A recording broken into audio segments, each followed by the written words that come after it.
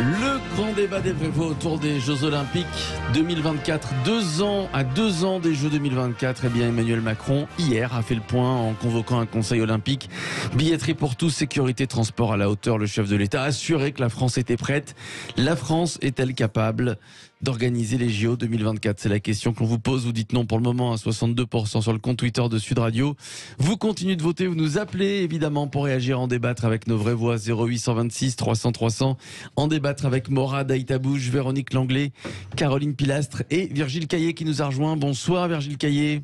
Bonsoir Bonsoir à tous. vous. Bonsoir. Économiste du sport, Virgile Caillé, délégué général de l'Union Sport et Cycle. Est-ce que vous êtes aussi confiant qu'Emmanuel Macron, la France est prête? C'est ce qu'il a dit, Virgile Caillé. Eh bien écoutez, oui, moi je suis totalement confiant. Il n'y a pas de raison de douter de la capacité de la France et du comité d'organisation de mener à bien ce projet des Jeux Olympiques et Paralympiques de Paris 2024. Il n'y a pour moi aucun doute. On sait faire, on l'a déjà démontré. Chaque année, on organise de grands événements sportifs sur le territoire. Alors, bien entendu, c'est typiquement français de dramatiser un peu des situations et de se faire mal de temps en temps. Et puis, il y a eu un épisode un peu fâcheux pour la finale de la Champions League qui a pu un petit peu insinuer le doute. Mais objectivement, la France est une référence en matière d'organisation d'événements sportifs sur le plan mondial. Tous nos événements qu'on a pu organiser sont toujours un succès populaire, médiatique. Il n'y a aucune raison que ce ne soit pas le cas pour les Jeux Olympiques de 2024. Alors évidemment, vous avez rappelé le fiasco du Stade de France. Avant de revenir vers vous, Virgile Caillé, je vais poser la question à nos vraies voix. Est-ce que ça vous fait peur, cette organisation des JO? Absolument pas, je suis tout à fait d'accord. Avec Virgile Caillé. Je suis tout à fait d'accord avec Virgile, que je salue, qui est un ami. Non, je suis tout à fait d'accord avec lui parce que je pense que... Là, j'étais au concert des Rolling Stones. Oui. C'était samedi. Franchement, l'organisation exceptionnelle. Il n'y a pas eu un incident, tout était rodé. À partir du moment où on anticipe, on est sûr que de toute façon, on sera à la hauteur. Moi, j'ai aucun souci. En plus, il y aura la Coupe du Monde 2023. On ne se souvient pas, mais l'Euro 2016 a été organisé en France. Il n'y a eu aucun souci. Donc il faut arrêter, oui, je pense, comme de se flageller tout le temps. De se flageller, de se dire que ça va être un enfer. Pas du tout. En plus, ce que je trouve très bien dans les idées qu'a énoncé le président Macron, c'est qu'il va offrir des billets. 400 000 billets en tout. 400 000 billets sur 10 millions, je crois, qui seront en vente. 400 000 billets, c'est énorme. C'est une fête populaire, les Jeux Olympiques. Donc, si c'est une fête populaire, il faut que tout le monde puisse y participer. Il l'offre donc à des jeunes, à des scolaires. Exactement. Entre autres, c'est la France qui les a achetés. Et moi, je trouve que c'est un très beau geste et c'est ce qu'il faut faire parce que ça reste un peu comme le Tour de France cycliste. Ça reste des fêtes populaires. Ouais. Quoi. Bon, il faut que tout le monde participe. Tout se passera bien finalement en 2024. Oui. Caroline Pilastre. Jusqu'à présent, j'étais très inquiète et je n'y croyais absolument pas, lié entre autres au fiasco du Stade de France. Même si, comme le rappelait Mourad, il y a eu des événements sportifs qui, depuis d'ailleurs 98, se sont très bien passés, où il n'y a jamais eu aucun problème d'insécurité plus important que ça. Simplement là, on parle d'un problème planétaire. Quand on voit l'état de la France en termes d'insécurité depuis la sortie des confinements, sur le plan national et pas international, il y a malgré tout de quoi être sceptique. C'est vrai que le gouvernement va allouer énormément d'argent, que ce soit aussi au niveau des effectifs. Il y aura beaucoup d'agents qui vont être recrutés. Donc je pense qu'ils vont faire au mieux pour que cet événement, pour lequel le monde entier aura les yeux rivés sur nous, se déroule au mieux. D'autant plus que malheureusement, nous sommes toujours dans une grande période d'incertitude en termes de terrorisme. Nous sommes en alerte vermillon, en menace terroriste. Simplement, moi, je pense... Comme Alain Bauer, qui n'est pas n'importe qui, c'est un grand spécialiste, un criminologue de l'antiterrorisme, qui a dit que l'ouverture des JO en extérieur sur la scène est une folie furieuse. Mais justement à ils cause sont de toutes revenus ces déjà raisons. là-dessus parce qu'ils pensaient avoir 600 000 spectateurs et c'était impossible. Ils sont revenus sur cette idée. De toute façon, même à Londres, ils voulaient sur la Tamise faire exactement la même chose. Bon, 2012, c'était il y a 12 ans pour les Jeux de Londres. Moi, je rappelle quand même qu'à Londres, il y avait aussi des vraies inquiétudes. Quelques jours avant le lancement des Jeux Olympiques, ils ont recruté énormément. Le recrutement, c'est pas seulement la vraie question, c'est aussi la formation. Parce que sur l'histoire de la soirée de Ligue des Champions, malheureusement, les stadiers Didier, puisqu'il y a cette période de pandémie, n'étaient pas formés à la hauteur de ce qu'ils auraient dû être, de ce qu'ils sont lorsqu'on va au Parc des Princes, lorsqu'on va même au Stade de France lors d'événements. Il y avait Lady Gaga, Coldplay, les Rolling Stones. On n'arrête pas de faire des concerts gigantesques. On fait aussi des événements sportifs gigantesques. Il y a des matchs quasiment tous les dimanches, tout au long de l'année, des matchs de football, des matchs de rugby. Et ça fonctionne dans 99,9%. Et on va nous dire, oh là, il y a le Stade de France, la Ligue des Champions, et nous, les Français, du jour au lendemain, on ne serait plus capable d'organiser un tel événement. Alors, franchement, 2024, c'est des Jeux Olympiques et évidemment les Jeux Paralympiques, puisque vous parliez donc de certaines mesures qui ont été prises. Le président a promis en tout cas la création de 11 nouvelles unités mobiles qui resteront au-delà des Jeux. La mobilisation, évidemment, il fera appel à la sécurité privée. Et puis à partir de la rentrée, en prévision des Jeux, ils vont fortement augmenter le volume de recrutement dans ce secteur donc de la sécurité privée. Et de financer les formations. Évidemment, Véronique Langlais. On va en parler des transports. Oui, c'est ce que j'allais dire. Il ne faut pas négliger. Confiante aussi avant de revenir à Virgile Caillé. Complètement confiante parce qu'effectivement, on a une histoire pour nous. On a des événements récurrents tous les ans. Donc, on a le Tour de France, Roland Garros. Bon, ça, c'est pour les phénomènes plus sympathiques. Mais effectivement, le foot, on en a très régulièrement. Ouais. On a quand même une équipe emblématique à Paris qui se nomme le PSG, que je supporte. Et il n'y a pas forcément des épisodes négatifs à chaque fois. Alors Virgile Caillé, il n'y a pas que la sécurité, évidemment. Par exemple, si on parle des transports, il y a eu beaucoup de menaces de grève durant ces Jeux Olympiques. Le président a expliqué qu'il y avait de toute façon le service minimum et que tout serait fait afin qu'évidemment il n'y ait pas de grève. Il y aurait des discussions avec les syndicats. Là, est-ce que vous êtes confiant, Virgile Caillé? C'est vrai que si les syndicats veulent se faire entendre, ça peut, pardonnez-moi l'expression, pourrir les Jeux durant quelques jours. C'est certain, et puis vous savez que parfois dans le monde on nous nomme Strikeland parce qu'on est un pays où il y a régulièrement des grèves. Alors si j'étais capable de vous dire que tout est apaisé pour 2024, je serais vraiment très très fort. Ce que je peux vous dire, c'est que dans le comité d'organisation et dans le conseil d'administration, on retrouve des représentants de tous les organismes syndicaux, y compris des organisations patronales. On retrouve le MEDEF, la CPME, on retrouve la CGT, on retrouve tous ces acteurs-là.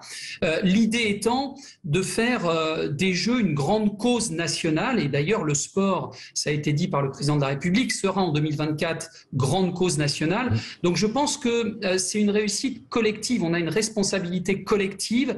J'ose espérer qu'on aura su anticiper les éventuels conflits et qu'on n'aura pas de situation de grève à gérer pendant les Jeux.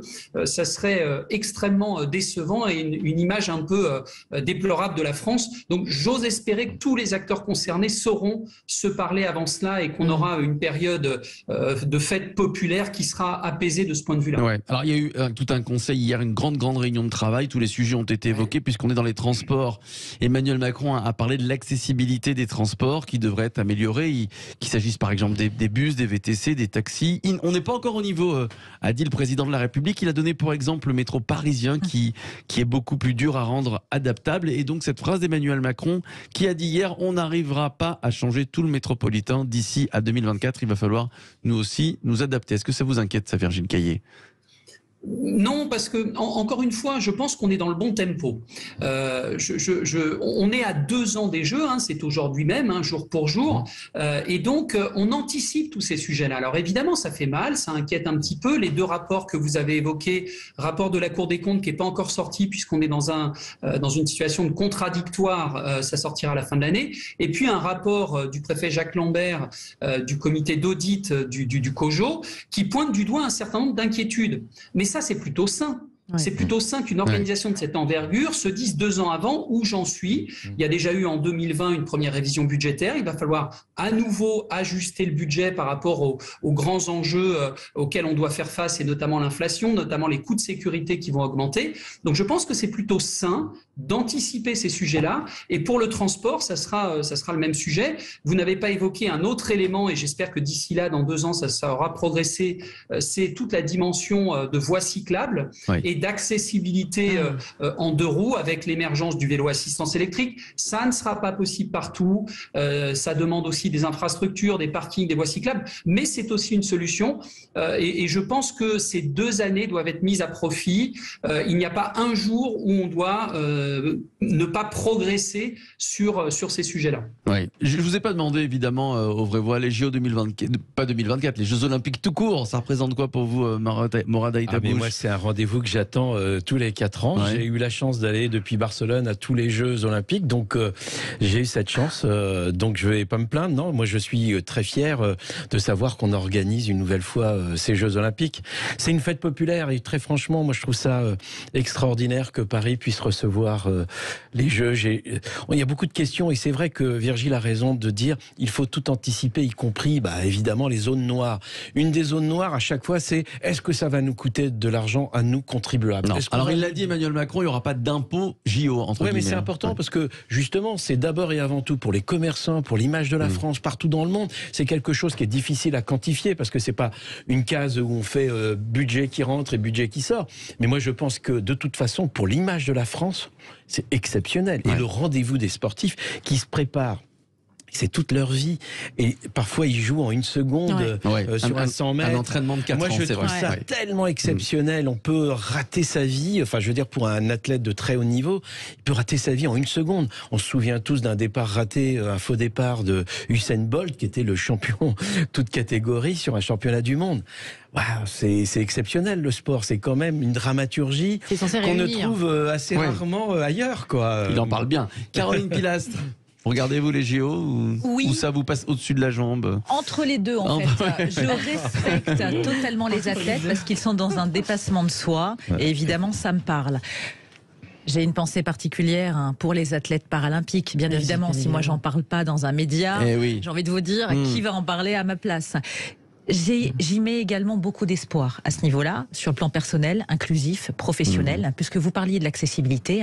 Mais justement, nous, personnes en situation de handicap, acteurs quels qu'ils soient dans ce domaine, attendant qu'il y ait des évolutions, pas uniquement qu'à Paris. Parce que on le disait, le métro n'est pas forcément accessible pour une personne valide, mais pour nous, en règle générale, 5% des lignes franciliennes sont accessibles. C'est une honte. Donc vraiment, notre travail, à nous tous, personnes en situation de handicap, dans ce secteur, va être de mettre le focus sur cette action. Donc je voudrais aussi qu'on ne nous oublie pas pendant ces Jeux, parce que nous sommes très nombreux et qu'il va y avoir une fois de plus le monde entier qui nous regarde et les athlètes paralympiques du monde entier qui seront également présents. Évidemment. Véronique Langlais. Quand on voit ce domaine, si je peux rebondir, par rapport aux États-Unis, on est extrêmement à la ramasse. Et c'est vrai que parfois j'ai honte parce que je travaille dans cette ville touristique qu'est Paris. Et parfois j'ai honte quand je vois des touristes étrangers malheureusement handicapés qui ne peuvent pas se mouvoir à leur bon vouloir comme dans leur pays d'origine, notamment les États-Unis. Voilà. Quand est-ce que la billetterie sera ouverte, Virgile Caillé? Alors, la billetterie sera ouverte en février 2023.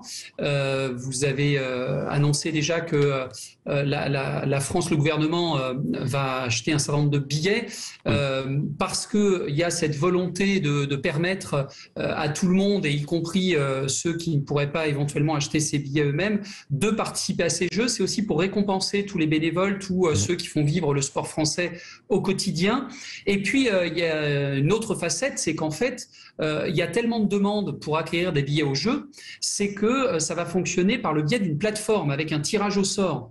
Donc si le gouvernement n'avait pas anticipé à acheter ces billets, il n'aurait peut-être pas pu y avoir accès. D'où ce système préventif, si j'ose dire. Moi, ce que je voudrais souligner, c'est que la promesse du comité d'organisation dans sa phase de candidature, qui était de dire les Jeux doivent être accessibles à tous, là je parle sur le plan social, eh bien elle est plutôt respectée avec plus de 50% des billets qui seront à moins de 50 €, avec 1 million de billets à 24 €. Donc il y a quand même une vraie volonté d'ouvrir et d'offrir les billets à tout le monde et d'ouvrir en grand les Jeux. C'est d'ailleurs le slogan qu'a choisi le comité d'organisation. Allez, on va se retrouver dans quelques minutes. Vous restez avec nous, Virgile Caillé, on vous pose cette question. La France est-elle capable d'organiser les JO 2024 ? Bon, nos auditeurs se flagellent, Virgile Caillé, puisqu'ils me disent non à 91%. On va se retrouver dans un instant avec vous, 0826 300 300, avec Alain. Alain, un ancien sportif qui aimerait pousser un petit coup de gueule contre les Jeux Olympiques. À tout de suite. Un retour des vraies voix sur Sud Radio avec Véronique Langlais, Caroline Pilastre, Morad Aïtabouche. La France est-elle capable d'organiser les JO 2024 ? Vous dites non à 90% sur le compte Twitter de Sud Radio. Virgile Caillé est avec nous pour en parler, économiste du sport, délégué général de l'Union Sport et Cycle. Et puis Alain qui nous a rejoint 0826 300 300 et qui est avec nous. Bienvenue. Bonsoir Alain. Bonsoir. Bonsoir. Alors, ancien sportif Alain, et alors vous, les JO, en tout cas ce que c'est devenu, c'est vraiment pas votre tasse de thé. Non, voilà, moi j'ai 64 ans, donc le sport c'était il y a très longtemps, c'est fini tout ça. Ouais. Oui, c'est l'évolution. Aujourd'hui, c'est devenu c'est plus qu'un business, c'est un business pour les sportifs, c'est-à-dire qu'ils font carrière là-dedans. C'est presque de la politique. Aujourd'hui, les Jeux Olympiques, le CIO, le CNESF, tout ça, les gens sont élus, font carrière, ont un pouvoir sur les entreprises, sur les politiques. Ça va pas du tout. C'est plus du tout le sport. Alors vous voulez dire quoi au sein de l'organisation des JO, c'est ça, c'est ce que vous dites? Bien sûr. Estanguet, par exemple, pour ne pas le citer, il a un pouvoir maintenant qui est délirant. Et qu'est-ce qu'il est? Il est kayakiste, il est diplômé de l'ESSEC, il n'a jamais travaillé hors du kayak. On voit là, actuellement, ils sont même pas capables de faire un prévisionnel. Vous vous rendez compte qu'on est à 2 ans des Jeux, on n'a même pas un prévisionnel financier, alors que ce sont des milliards qui sont en jeu. Ils sont incapables de nous présenter si ça va être 8 milliards, 9 milliards, 10 milliards, 15 milliards, mais c'est invraisemblable. C'est quoi cette histoire? Et tout ça parce que ces gens font carrière là-dedans, et ce n'est plus du sport. Je suis désolé, moi personnellement, si j'avais dû faire ça, je l'aurais jamais fait. Je n'aurais pas donné suite. Moi, ce week-end, je me suis occupé d'un gamin dans la voile. Il est retourné faire du laser pour les Jeux Olympiques. Il a 19 ans parce qu'il veut être en 2024. C'est une erreur. Il est très bon. Il ferait mieux de faire ce qu'on lui a fait faire ce week-end et oublier son laser. Et non, il va y aller parce qu'il nous expliquait qu'il fallait être champion olympique, il fallait faire de la voile olympique pour après avoir une image, avoir des retombées dans la voile, la course au large. C'est invraisemblable. Donc vous n'allez pas regarder les JO ou vous ne regardez plus les JO, Alain? Non, je vais pas regarder les JO. Vous boycottez? Les JO. Ouais. Non, je boycotte pas. C'est pas du boycott, c'est que ça ne m'intéresse absolument pas, quoi. Virgile, ouais, allez-y Alain, allez-y. Ce grand cinéma de présentation, 600 000 spectateurs, mais ça va être un truc invraisemblable. Si jamais ils y arrivent, ça va coûter une fortune, et s'ils n'y arrivent pas, mais ça va être une vraie catastrophe. Alors ça va coûter une fortune, mais je pense que le pays va récupérer évidemment durant ces 15 jours, non, Morad Aïtabouche, j'imagine quand même, avec tous les spectateurs qui seront là. Encore une fois, pour l'image de la France, qui n'est pas quantifiable dans la mesure où c'est quand même, on va montrer notre savoir-faire pour organiser un tel événement planétaire. C'est le Tour de France est vu dans 190 pays. C'était énorme et c'est toujours l'image de cette France, justement des territoires. On montre autre chose. Là où moi je vous trouve, pardon, un tout petit peu excessif, c'est que je trouve que tous les sportifs ne deviennent pas du jour au lendemain des hommes politiques. Aujourd'hui, je pense qu'il faut mener une politique du sport, et ça c'est très important, c'est-à-dire le sport pour tous. Même à 64 ans, on peut continuer à faire du sport, on peut continuer à encadrer des jeunes, des sportifs, parce que pour moi, et Virgile le sait puisqu'on joue au foot ensemble, mais c'est important on jouait.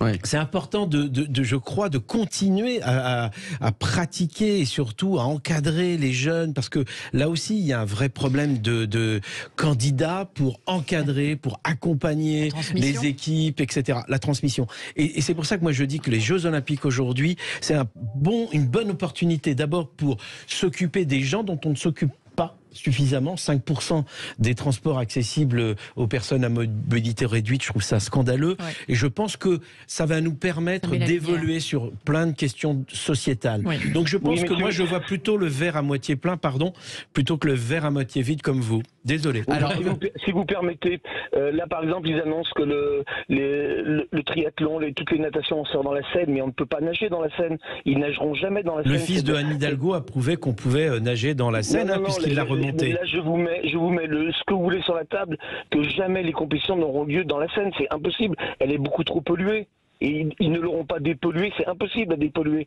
Ça, vous prenez les jardins ouvriers d'Aubervilliers, ils ont détruit une partie des jardins ouvriers d'Aubervilliers. Où il est le durable? Parce que d'un autre côté, vous parlez de Jeux Olympiques propres et environnementaux. Ils commencent déjà par démolir une institution écologique. Enfin, alors, Virgile Caillé, deux choses. Et la deuxième question sera une question un petit peu plus personnelle et légère. Déjà, qu'est-ce que vous répondez à Alain? Et deuxième question, est-ce que Morad Aïtabouche mettait beaucoup de buts au foot? Virgile. Excellent buteur. Je vais commencer par votre deuxième question. Morad est un excellent joueur. Okay. Merci Virgile. Excellent joueur, voilà. Il vaut mieux qu'il soit attaquant et face au but, mais c'est un excellent joueur. Non, pour répondre à votre auditeur, je pense qu'il y a plusieurs choses dans ce qu'il a dit. Il y a cette dérive peut-être excessive, non pas des Jeux Olympiques, mais globalement de toutes les grandes institutions sportives. Parce qu'on a le CIO, mais on a aussi la FIFA avec la Coupe du Monde de football qui accueille de plus en plus de pays. Donc ça c'est un point effectivement qu'il faut reconnaître. Il y a peut-être un sujet autour de cette dérive. Et d'ailleurs, soulignons-le, le CIO a modifié complètement depuis 2020, ça s'appelle l'agenda 2020, l'agenda 2020, a complètement modifié les modalités de candidature. À tel point que les villes qui vont accueillir les Jeux ont déjà été désignées pour 2028 et pour 2032 à Brisbane en Australie. Donc il y a cette volonté de réduire un peu la voilure, de rendre des Jeux peut-être un petit peu plus raisonnés, même si effectivement ce sont des mardommes très très impressionnants de par leur succès. Après, il y a un point sur lequel je ne suis pas du tout d'accord avec votre auditeur, c'est sur la dimension budgétaire et la capacité à produire justement des éléments comptables, de bilan, une approche, une lecture. Là, pour le coup, c'est fait de façon extrêmement professionnelle, extrêmement rigoureuse. C'est bien d'ailleurs l'objet de la révision actuelle. Parce qu'il y a des enjeux de recettes, parce qu'il faut réduire peut-être certaines dépenses, certains programmes. Peut-être qu'il faut rediscuter avec le CIO d'ailleurs. Et c'est probablement ce qu'a dû dire le président de la République qui a déjeuné avec Thomas Barr, le président du CIO. Probablement qu'ils ont dû discuter sur le cahier des charges un peu trop contraignant et le besoin de ce que le CIO abonde un peu plus dans le financement des Jeux. Voilà un peu les réponses que je pourrais fournir à votre auditeur. Ouais. J'aimerais avoir l'avis de Caroline Pilastre et Véronique Langlais. Vous êtes d'accord, Véronique, c'est devenu beaucoup trop politique je pense que JO. C'est une question de ressenti personnel. Et pas seulement au sein de l'organisation, c'est ce que nous disait Alain. Non, c'est vraiment une question de ressenti personnel. C'est vrai que l'argent, ça reste le nerf de la guerre, quoi qu'il en soit. Mais moi, je vois plutôt les JO comme quelque chose un dépassement de soi. De joli, qui montre des vraies valeurs aux jeunes, qui parfois suscite des vocations, parce que souvent, quand on voit des gens gagner, on a envie d'être comme eux, on s'identifie. Et moi, je perçois plutôt cela de cette façon-là. Je suis pas amère du tout. Je suis peut-être très naïve, mais je trouve que c'est une opportunité. Après, à savoir le coût, on n'est pas naïf. On sait très bien que nos impôts serviront, même si même s'il n'y a pas de taxes et d'impôts JO, évidemment. J'ai envie de vous dire, vu la période. Clairement, ça va servir. Maintenant, j'espère aussi que ça sera favorable à une évolution de la société au niveau de Paris, puisque effectivement, il va y avoir plein de prises de conscience, j'espère, même pour nous, pour nos commerces, mais c'est quand même une chose positive. Caroline. Je comprends l'engouement et l'émulation. Ah pardon Virgile, vous vouliez parler? Non, juste un point, vous avez parfaitement raison de souligner que l'héritage des Jeux, c'est bien évidemment la dimension sociétale, cette dimension aussi de santé publique, lutter contre la sédentarité, etc. Mais il y a aussi, vous avez raison, il faut insister là-dessus, un héritage socio-économique. La France qui accueille le monde, c'est aussi faire rayonner la marque France, les entreprises françaises et leur capacité, leur expertise sur le champ des grands événements sportifs internationaux. C'est un enjeu qui est extrêmement important, vous le disiez, les études ex-ante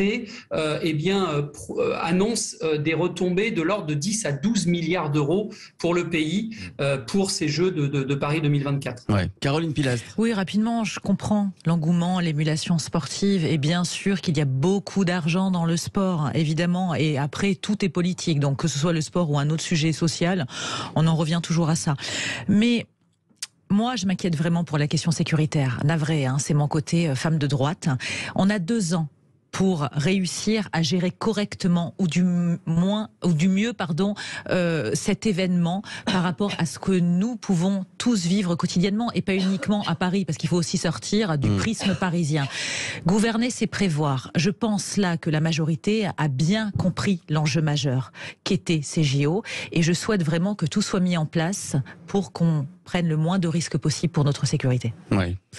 Oui, Morad, vous voulez rajouter? Non, du tout. Enfin, moi, je ne partage pas du tout ce point de vue, parce que je pense, encore une fois, on a démontré, et on démontrera encore, qu'en matière de sécurité, sur des grands événements, sur le Tour de France, une fête populaire avec, évidemment, des risques de débordement, des risques de tout genre, terrorisme, etc. C'est juste, et ça reste une fête à la fois populaire et des territoires. C'est la preuve qu'on peut organiser des événements. Je disais tout à l'heure, 190 pays dans le monde. Regarde le Tour de France. Regarde cette France dynamique, cette France qui rayonne. Et moi, je trouve que les Jeux Olympiques, ça va être exactement la même chose. Et donc, j'ai aucune inquiétude. Évidemment, si on anticipe, ça sera beaucoup mieux. Mais j'ai pas d'inquiétude. Le risque terrorisme, hélas, le risque attentat, ça, malheureusement, tous les pays, quels qu'ils soient, dans le cadre de l'organisation de ce type d'événement, il y a toujours cette épée de Damoclès au-dessus de la tête. Pour autant, très franchement, aujourd'hui, je suis dans une dynamique, je me dis, mais c'est génial. On va avoir la Coupe du Monde de rugby en 2023, les Jeux Olympiques en 2024. Waouh, je suis fier, quoi. Ou peut-être une petite pandémie, un nouveau petit virus. On parlait pas de malheur.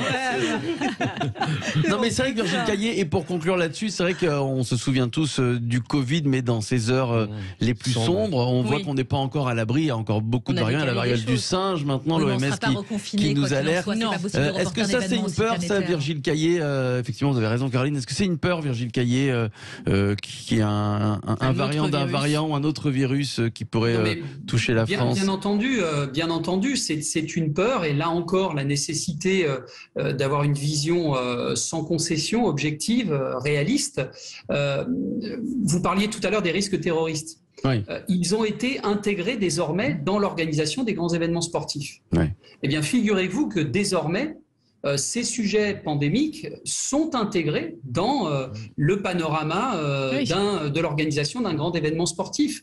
Donc ça en fait partie, ça fait partie des risques, ça devient de plus en plus compliqué. C'est la raison pour laquelle à Londres, c'était le cas et ça sera le cas à Paris, près de 10% du budget sera consacré à la sécurité. Merci Virgile Caillé, merci à vous, économiste du sport, délégué général de l'Union Sport et Cycle. Merci à Véronique Langlais, Caroline Pilas, Morad Aïtabouche, merci à vous. Philippe. Dans quelques minutes, les routes de l'été avec Vincent Ferriot. Restez avec nous, à tout de suite.